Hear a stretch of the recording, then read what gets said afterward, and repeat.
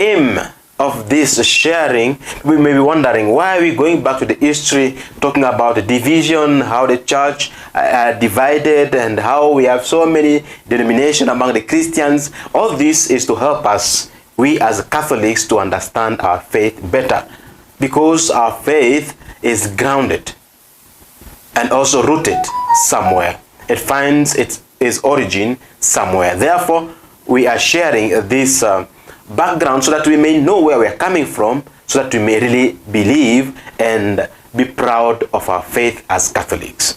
Yesterday, I shared with you the differences among us Christians, especially Catholics, Protestants, and Orthodox.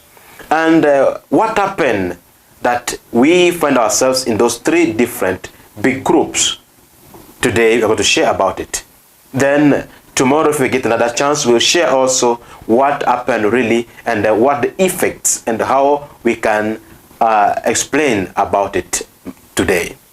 Today, my dear brothers and sisters, the division between the Catholics and other religions, other denominations among the Christians.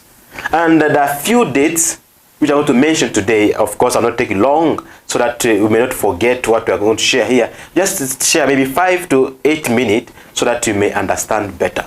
So today, the main point is schism. Schism is what caused the division between Catholics and Orthodox. And we'll understand why. And please keep these dates in your mind. 1054, that's 1054, when the big event happened and caused this division, whereby we don't know if one day, one time, we'll come together again. Of course, within the period of times, they have been trying to reconcile, to bring together, but so far it's difficult.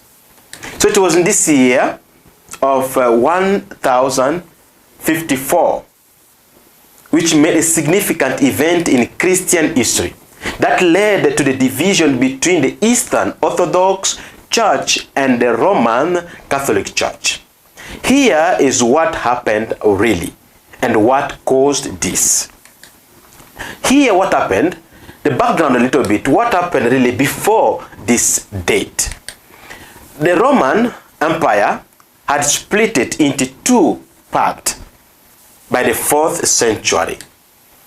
The Western region, Western Roman, which the capital city was Rome, and the Eastern Empire, which was Byzantine Empire, with its capital, which was Constantinople, and today can be understood as Istanbul.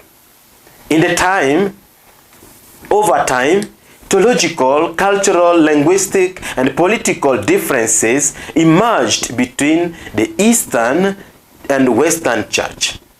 Events which led to this division, schism. The spelling is, if maybe I'm not pronouncing it well, but just get the spelling, is S-C-H-I-S-M, schism. One of the primary factors leading to the Great Schism was the gradual estrangement between the Eastern and Western churches due to the dispute over theology, ecclesiastical authority, and the practices. Linguistic now. The differences also between the language played a big role in this division. Not to forget about it, as the Western Church primarily used Latin and the Eastern Church used Greek. So you find already understanding was a bit difficult.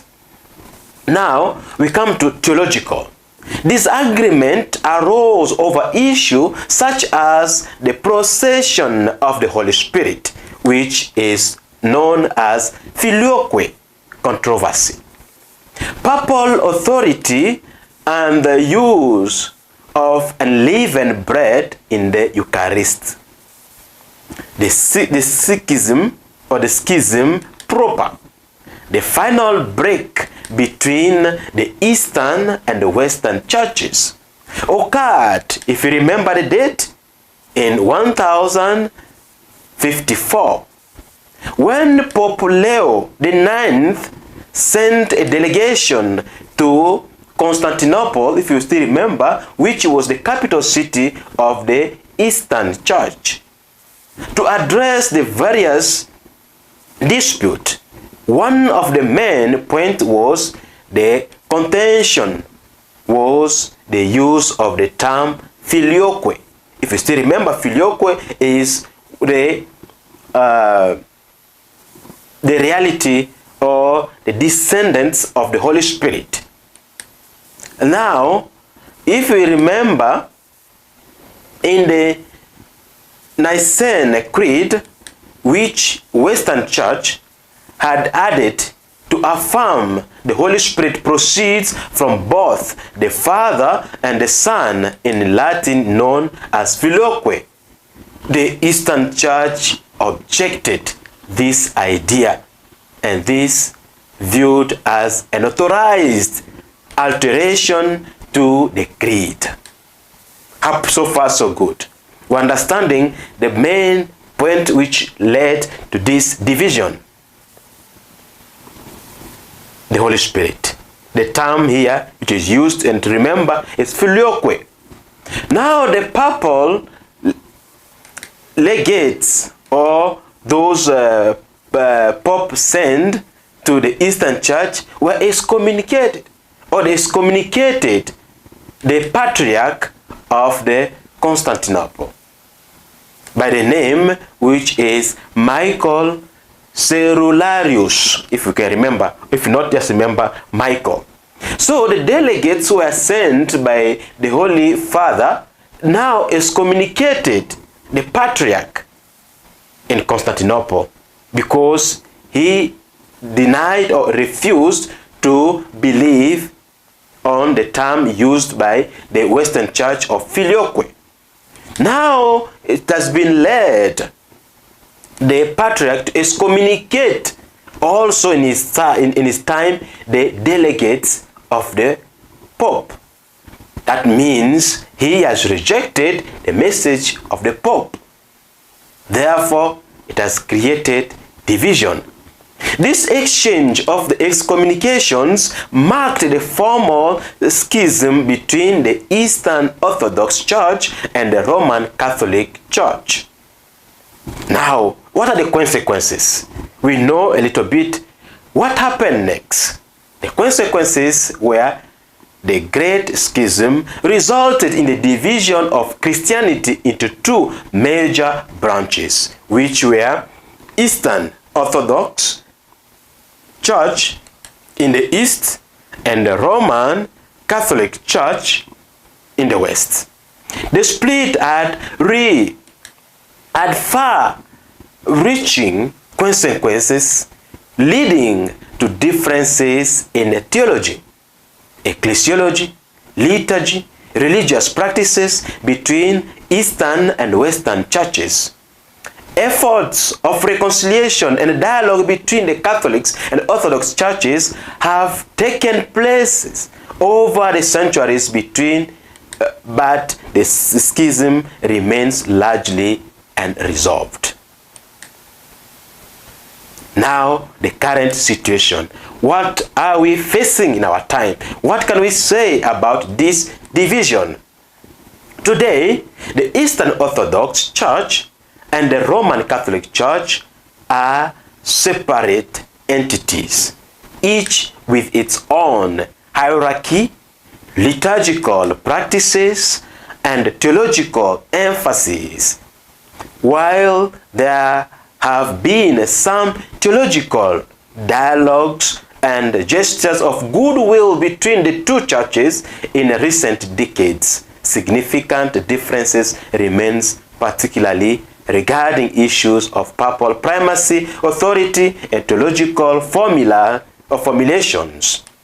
Disputes the ongoing division, despite this ongoing division, there's still recognition of the shared tradition shared origin, common heritage, and a desire of great unity among Christians. Effort at dialogue and ecumenism continue in the hopes of eventual reconciliation and healing of the schism. Therefore, my dear brothers and sisters, what can we take home today? The dates which I mentioned earlier, 1054 years is when all this began. Then we ask ourselves, what happened 1,000 years before? Of course, they're together and they're united.